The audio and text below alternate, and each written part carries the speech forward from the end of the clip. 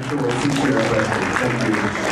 I think if we took a poll of the audience, we'd get about 100% agreement on what my answer would be on the candidate. So it's exactly who you think.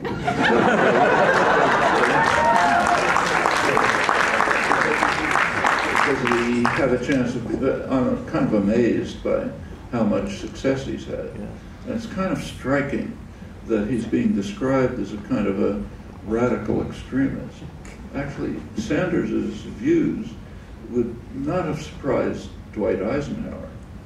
He's a mainstream New Deal Democrat. Eisenhower, who was hardly a radical, said that anyone who doesn't accept New Deal policies doesn't belong in the American political system. That's Eisenhower. Taxes on the wealthy were way higher, and so on. Eisenhower is not my ideal by any means, but I'm just trying to point out that what Sanders is calling for is, first of all, pretty mainstream, not long back, but the political spectrum has shifted so far to the right that what the population wants and what was once mainstream now looks radical and extremist. Well, it's up to us to shift it back. Today's Democrats are pretty much what used to be called moderate Republicans. Rockefeller Republicans. That's the mainstream of the Democratic Party. The Republicans are just off the spectrum. They're not even a political party. But I must say, pretty amazed by how far he's gotten. It's almost certain he's not going to win the election.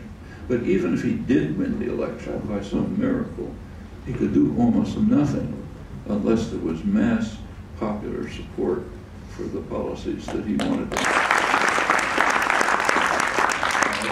do. But the general point that you make, I think, is worth amplifying a little. Global opinion is of great significance, and one of the techniques of manufacturing consent is not to report it, literally. So, for example, there are regular polls of international opinion on all sorts of issues, not taken by obscure organizations. They're taken, for example, by the Gallup, the international affiliate of the Gallup polling organization, the main U.S. polling organization. One of the questions they ask is, which country is the greatest threat to world peace? By an overwhelming margin, the United States wins.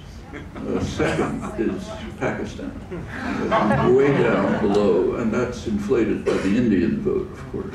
And the countries that we call the gravest threat to world peace, like Iran, are barely mentioned.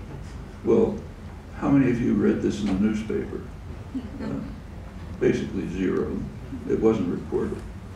I think there may have been one report in some tabloid in the United States which said, look how crazy the world is, or something like that. But it's just not reported.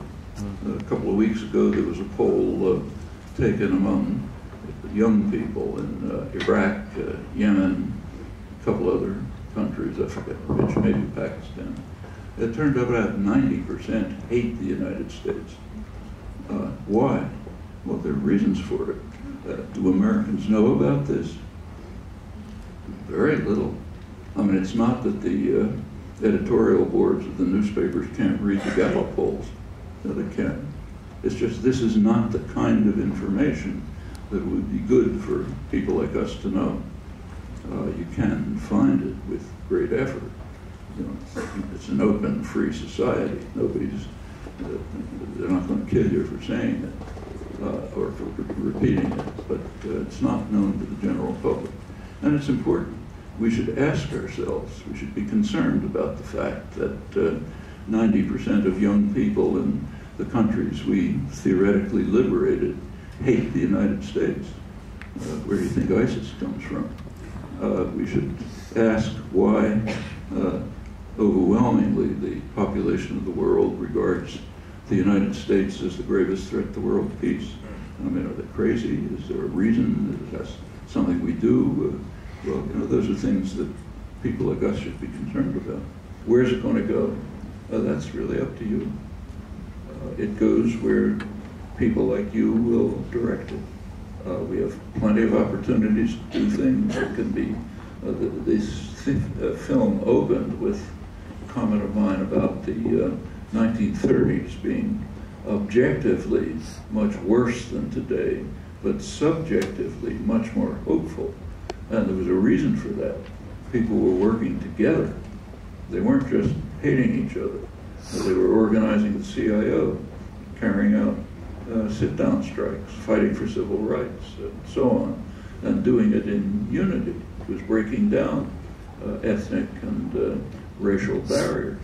Well, that can, we're not genetically different from the people in the 1930s. It can be done again, just as it was done then.